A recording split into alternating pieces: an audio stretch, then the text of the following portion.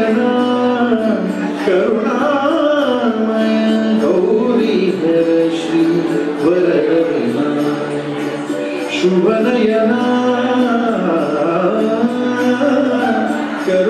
करुणामय गौरीधर श्री वरविनायक ओंकार गणपती ओंकार गणपती अधिपती सुखपती छंदपती गंधपती निरंतर लीन निरंतर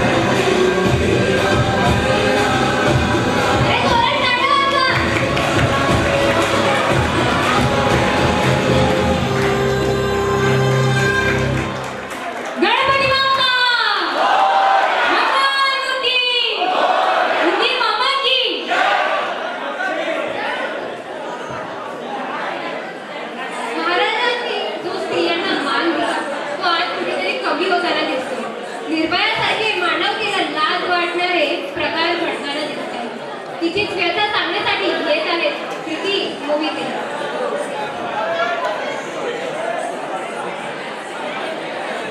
जोरदार टाळ्यांनी स्वागत करा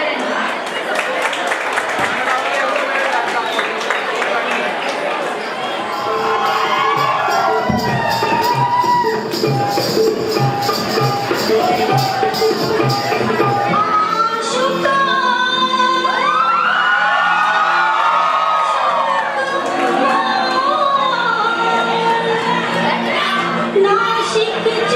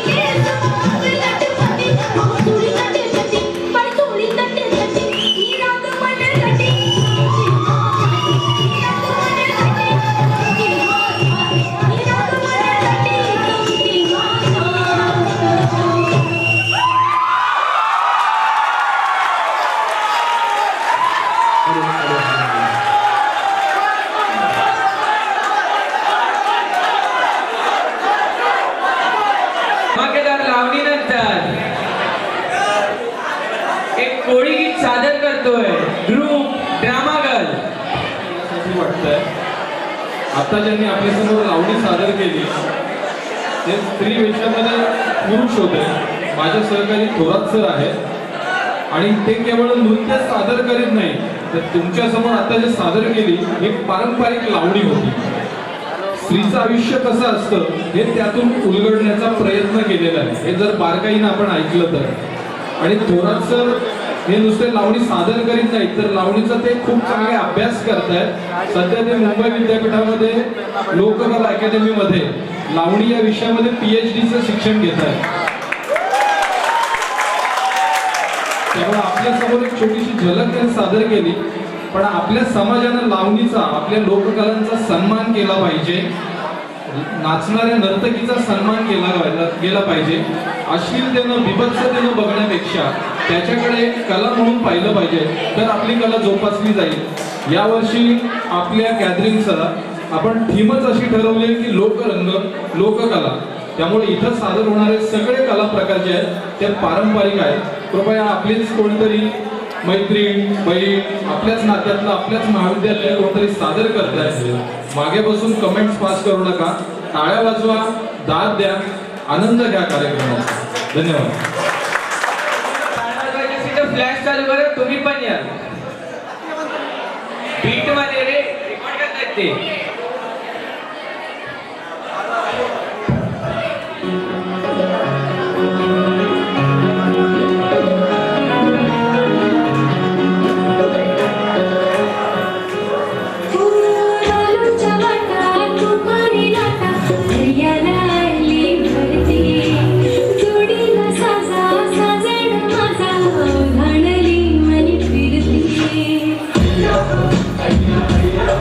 Hey,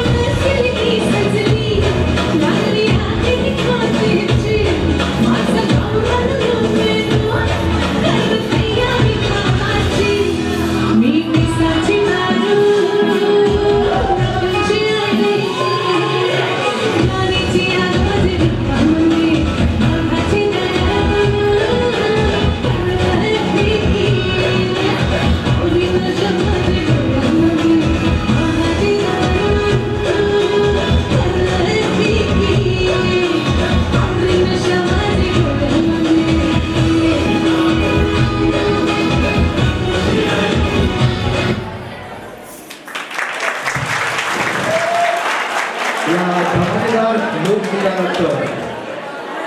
आपल्या महाविद्यालयातील सायन्स विभागाचे श्री कल्पेश आहेर सर सादर करीत आहेत एक पात्री अभिनय. रायगडाला जेव्हा जाग येते या नाटकातील हा प्रसंग असून युवराज संभाजीराजे यांच्या भूमिकेतून त्यांच्या मनातील एक शल्य उत्स्फूर्त मांडत आहे. स्वराज्याची स्थापना करण्यासाठी छत्रपती शिवाजी महाराजांनी अहोरात्र कष्ट घेतले. स्वराज्याचे संस्थापक सर्वे सर्वा यांच्याबद्दल आदर प्रेम निष्ठा त्यांच्या मनात आहे. पण पुत्र म्हणून त्यांनी आपल्याकडे कुठेतरी कमी लक्ष दिल्याची भावना शल्य ते आपल्या दैवताबद्दल व्यक्त करत आहे. तर चला पाहूया रायगडाला जेव्हा जाग येते या नाटकातील एक पात्री अभिनय.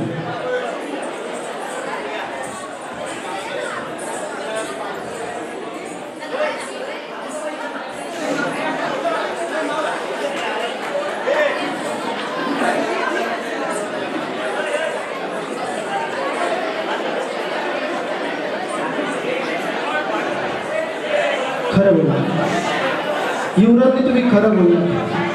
ग्रहांचीच आमच्यावर वक्र दृष्टी झाली. आज नव्हे, आमच्या जन्मापासून जन्मदात्री आई आम्हाला पाण्यातच टाकून गेली. थोरल्या मासाहेबांची पाखर आम्हाला जाण येण्यापूर्वीच तुटून पडली. आणि आबासाहेब त्यांची तर जन्मापासून आमच्यावर गैरमर्जी. आणि तरी देखील आबासाहेबांची आमच्यावर माया नाही हा केवळ आमचा एक समज आहे असे आपण मानतात. समज युवराजनी, तुम्ही थोड्या घरी जन्माला, माता पितांच्या मांडीवर तुम्ही लाडात वाढल्या. आबासाहेबांच्या लाडक्या सुनबाई म्हणून आजवर रायगडावर थाटामाटात वावरल्या. आमच्या पोरक्या जीवाची दर्दभरी कहाणी तुम्हाला नाही कळायची. आम्हाला जाण आल्यापासून ठाऊक आहे तो आबासाहेबांच्या डोळ्यातला धाक आमच्या मनावरती कोरली आहे. त्यांच्या ओठांवरची सुंद झडप आमच्या पोटात अजून कालवतंय. त्यांचं छत्र, त्यांचं सिंहासन, त्यांची राजमुद्रा.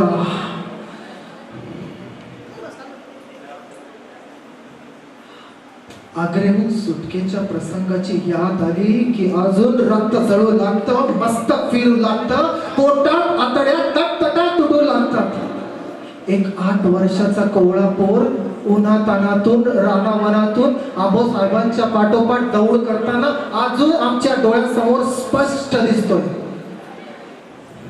पायाला टरटरून फोड आली, अंगात ज्वर भरला, तरी होऊ नये की चू नये. अपरात्री मथुरेला एका ब्राह्मणाच्या घरी मुक्काम पडला.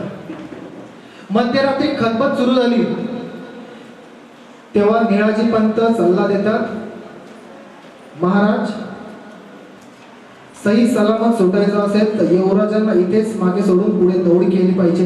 हे शब्द कानावर पडताच आत माझ घरात ग्लानी येऊन तळमळत पडलेला तो पोर तसा उठतो, धडपड करत आबासाहेबांच्या कमरेला मिठी घालत दीपवाले मुद्रेने आंबरडा फोडत म्हणतो, आबासाहेब आबासाहेब आम्हाला एकट्याला सोडून तुम्ही नाही ना जाणार. आबासाहेब आबासाहेब.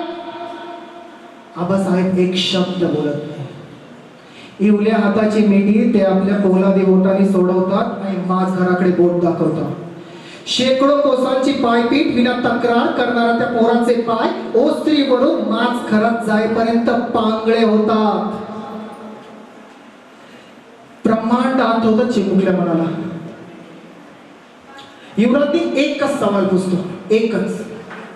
आम्ही जर आमच्या पुत्राशी ऐसे वागलो असतो तर आपण आमची संभावना कशी केली असती. महाराज छत्रपती आहेत, हेच तुम्ही आम्हास बजावणार आहात ना. पण हे पश्चात शहाणपणाचे बोल आम्हीच आमच्या दुःख्या मनाला कैक वेळा समजावले, पण समजूत पटत नाही.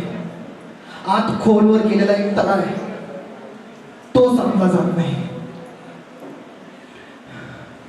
पण पुन्हा महाराजांच्या मायेच्या गोष्टी तुम्ही आम्हाला पुस्तक जाऊ नका. जे बोलायला नको होतं ते आम्ही बोललो, जे तुम्ही ऐकायला नको होतं ते तुम्ही ऐकलं. युवराजनी, आम्ही जर आमच्या जन्माचे मालिक असतो तर झोपडीतला जन्म सुद्धा आम्ही खुशीने पसंत केला असता. मग दुनियेच्या संगेने आम्ही देखील महाराजांचे भक्त झालो असतो आणि आम्ही देखील दिलखुलासपणे महाराजांच्या पराक्रमाची गाथाच गायली असती. मग आमच्या पोटक्या पराक्रमाने देखील आमच्या त्या झोपडीतल्या माता पितांना आसमान ठेंगणं झालं असतं. पण इथं सदा येता जाता महाराजांची थोरवी आम्हाला बोलली जाते. आमच्याच पूजा पाण्याचे चटके आमच्याच सगळ्या सोयऱ्यांनी दिले, तेही आम्हाला. बस आमची निंदा नालस्ता होते आमच्या मागे नाही. युवराजनी आमच्या पाठीमागे हेलवतोय प्रचंड महासागर आणि आम्ही बुडतोय कोपऱ्यात तळाशी झुणकाभर पाण्यात.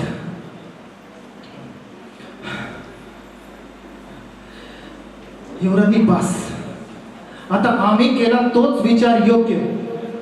रायगडाच्या या बंदिवासातून आता आम्हाला बाहेर पडलंच पाहिजे. आता आम्हाला बाहेर पडलंच पाहिजे. थँक्यू.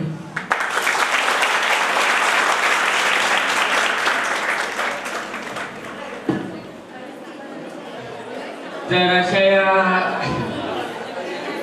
कार्यक्रमानंतर इमोशनल झालेले दिसत आहेत सगळे. तर आता एक आपल्या जो प्रकार आहे की ज्याच्यामध्ये समाजामध्ये मुलींवरती काय अत्याचार होतात, निर्भया प्रकरण सगळ्यांना माहीत, तर ते सादर करण्यासाठी एक पात्रीमध्ये प्रीती मोहिते आपल्या समोर येते.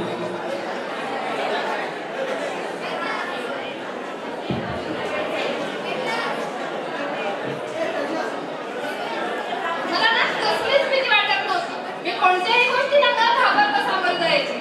म्हणूनच माझ्या आई-वडिलांनी माझं नाव निर्भय ठेवलं. मी काय सांगू तुम्हाला, मी खूप हुशार होते. मी खूप कोण आहात तुम्ही? माझ्याजवळ येऊ नका. कोण आहात तुम्ही? सोड माझा. सोड माझा.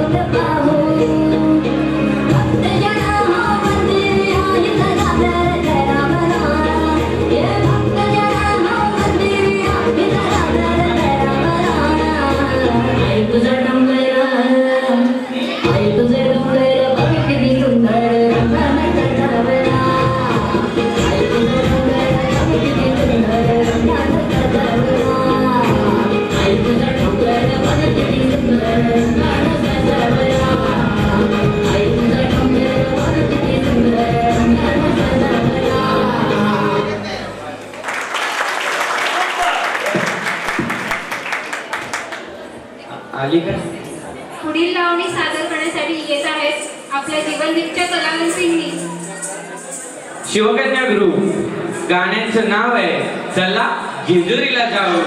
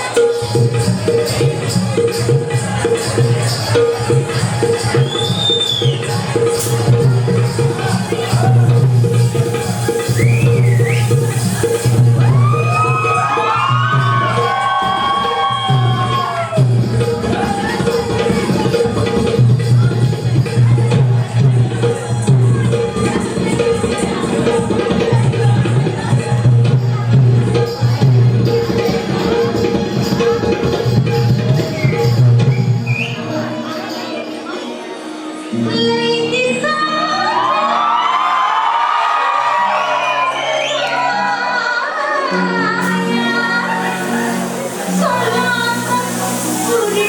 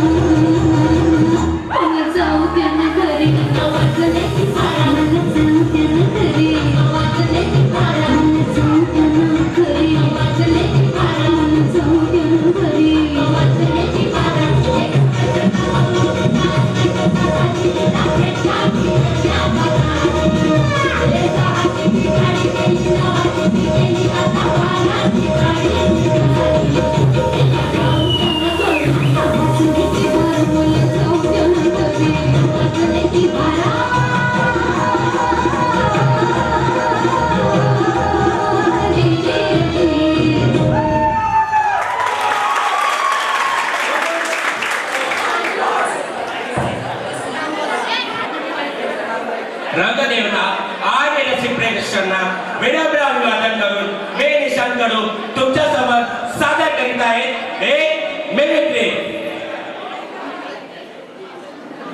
कसं काय मंडळी, कसे? राम राम. माझ्या मिमिक्रीचं नाव आहे राम रावांचा फार्म हाऊस. माझ्या पप्पांना लागला एक अर्जंट काम. पप्पा निघाले तेवढ्यात तिकडून एक आवाज आला. पप्पा बोलले नको येऊ. आलो आणि पप्पा निघाले पुढे. तेवढ्यात एक होती काली कुठे बाई माझ्यासाठी कलाकाराचा पैसा वापस. तिने आवाज दिला अम्मा अम्मा. पप्पा बोलले आंबा तंबा नका करू, आता मी जाऊ. तेवढ्यात पप्पा गेले पुढे. झाडावरती बसलेली आहे चिमणी. चिमणीने आवाज दिला पप्पांना. पप्पा बोलले चिऊ चिऊ मी जाऊ. गेल्या पुढे तेवढ्यात आला एका मांजरीचा आवाज. मांजरीने आवाज दिला. पप्पा बोलले मला काम मी जाऊ. गेल्या पुढे तेवढ्यात आला एक छोटासा पिल्लू. छोट्याशा पिल्लाने आवाज दिला. पप्पा बोलले पिल्लू पिल्लू आता मी चाललो. हलो हलो पुढे गेले. तेवढ्यात आला बदक. बदकाने आवाज दिला. पप्पा बोलले बाबा तुला काय बोलायचे मला समजलं. पुढे गेला. कुत्रा. आता कुत्र्याने आवाज दिला पप्पांना.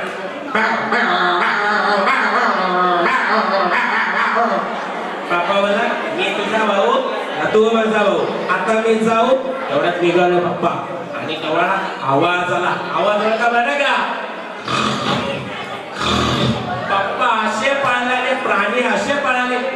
पडतच नाही आले.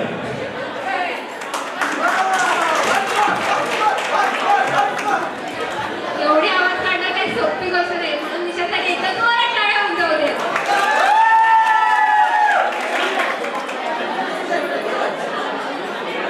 सिविक्स आणि सादर करण्यासाठी येत आहेत IT डिपार्टमेंटच्या मुली. Fusion song.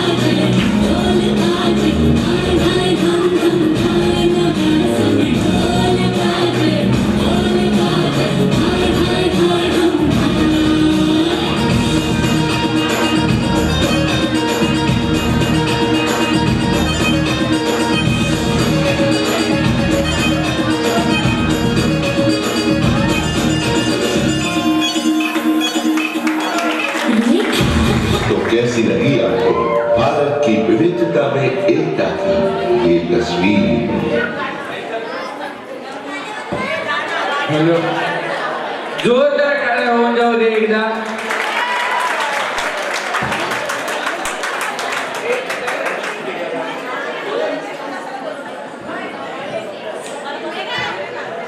तर यानंतर पुन्हा एक धमाल कोळी गीत घेऊन येत आहेत आपल्याच कॉलेजचे विद्यार्थी कलाकार. गाण्याचे बोल वेसवची पारो सादरीकरण करण्यासाठी येत आहेत नागनंदिनी आणि ग्रुप.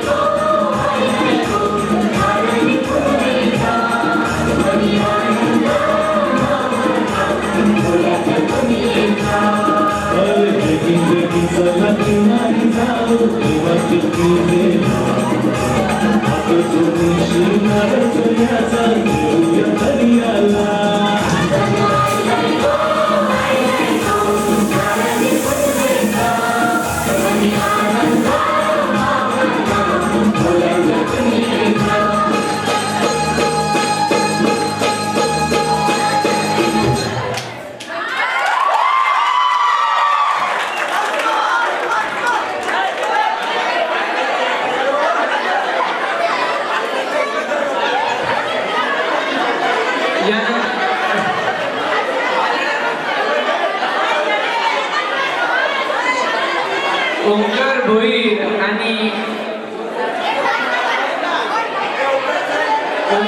आणि त्यांचा ग्रुप आपल्यासमोर कोकणाची शान असलेला गणपतीतला सगळ्यांचा लाडका बालडान्स सादर करण्यात आहे. एकदा जोरदार टाळ्या.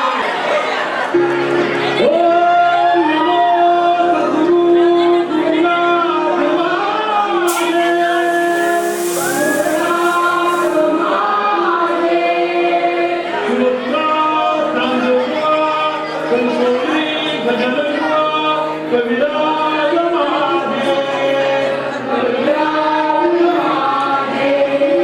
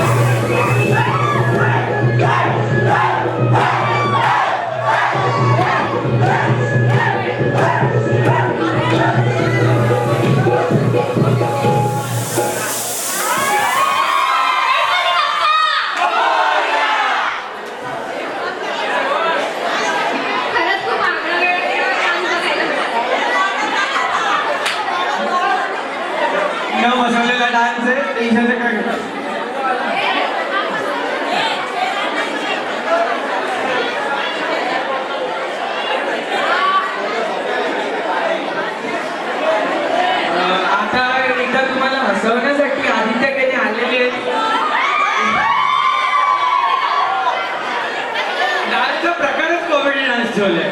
बघूया काय होतं.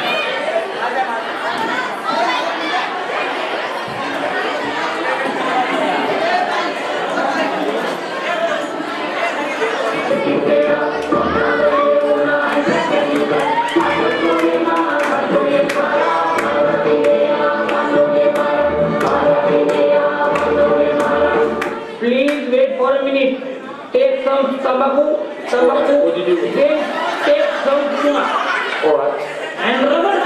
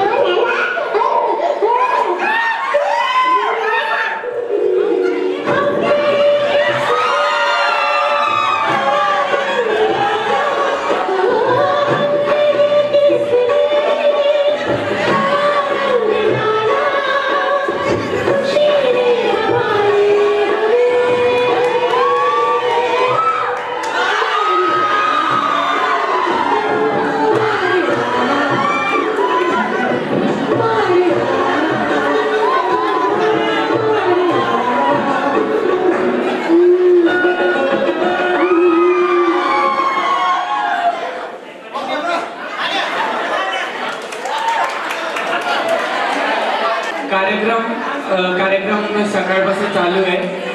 सगळ्यांनाच कंटाळा आलाय ते बसून बसून आम्हाला पण कळतंय. शेवटचा कार्यक्रम आत्ताच झाला. जे कार्यक्रमाचं आभार प्रदर्शन आहे ते सोनार सर करतील. मी सोनार सरांना अशी हे करतो त्यांनी. धन्यवाद सर. आज या कार्यक्रमासाठी लोकराज्य महोत्सवामध्ये माननीय संचालिका सर स्मिता गोडविंदे मॅडम, त्याचबरोबर संस्थेचे अध्यक्ष रवींद्रजी गोडविंदे सर, प्रशांत गोडविंदे सर, आपण या कार्यक्रमाला उपस्थित राहिला त्याबद्दल आपले खूप खूप आभार. त्याचबरोबर सर्व वरिष्ठ कनिष्ठ भागाचे प्राध्यापक, इंग्लिश मिडियमचे प्राध्यापक, त्याचबरोबर नॉन टीचिंग स्टाफ सर्वांचे मी या ठिकाणी कल्चरल विभागाच्या वतीने आभार मानतो. धन्यवाद. आणि अशा रीतीने हा कार्यक्रम संपला असं मी जाहीर करतो. कभी दरवाजे पे जो ठक हुई तो दस्तक वो शोहरत की हो,